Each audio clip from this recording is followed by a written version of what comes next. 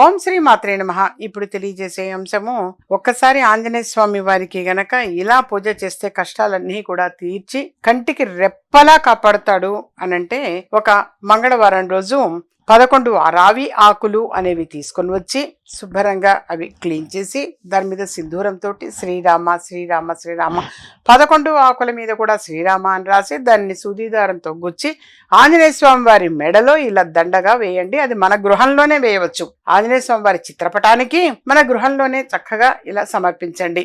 ఆ విధంగా చేయటం వలన యథార్థంగా మనకి కష్టాలన్నీ కూడా తీరిపోయే అవకాశం ఎక్కువగా ఉంటుంది. అలాగే మన ఇంట్లో దీపారాధన అనేది చేసేటప్పుడు కూడా ఆ రోజు నువ్వుల నూనెతోటి దీపారాధన అనేది చేసి జిల్లేడు ఒత్తులు అని చెప్పేసి కూడా మార్కెట్లో ఉంటే నాన్న, ఆ జిల్లేడు ఒత్తులు వేసి దీపారాధన అనేది చేయాలి. అర్థమైంది కదా? అది 11 రావి ఆకుల్ని శ్రీరామ అని రాసి వాటిపైన రాసి దండగట్టి ఆంజనేయ స్వామి వారి మెడలో వేసి దీపారాధన మాత్రం నువ్వుల నూనె వేసి వేయాలి. ఒత్తులు మాత్రం జిల్లేడు ఒత్తులు, కనీసం ఒక 5 ఒత్తులు వేయమని చెప్తా. ఆంజనేయ స్వామి వారికి 5 ఒత్తులు అనేవి వేసి వెలిగించటం వలన యథార్థంగా కష్టాలన్నీ తీరిపోయే అవకాశం ఎక్కువగా ఉంటుంది. అలాగే ఆంజనేయ స్వామి వారు మనల్ని కంటికి రెప్పలా కాపాడగలుగుతాడు.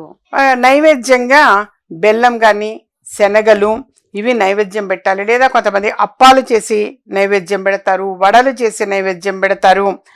ఆ తర్వాత కాసేపు హనుమాన్ చాలీసా చదవండి. కనీసం ఒక 5 సార్లు అయినా హనుమాన్ చాలీసా చదవండి. మీ ఇంట్లోనే కూర్చొని ప్రశాంతంగా చదవండి ఒక 5 సార్లు హనుమాన్ చాలీసా. ఇలా చేయడము అనేది చాలా చాలా మంచిది నాన్న. స్వామివారే మనల్ని కంటికి రెప్పలా కాపాడతాడు.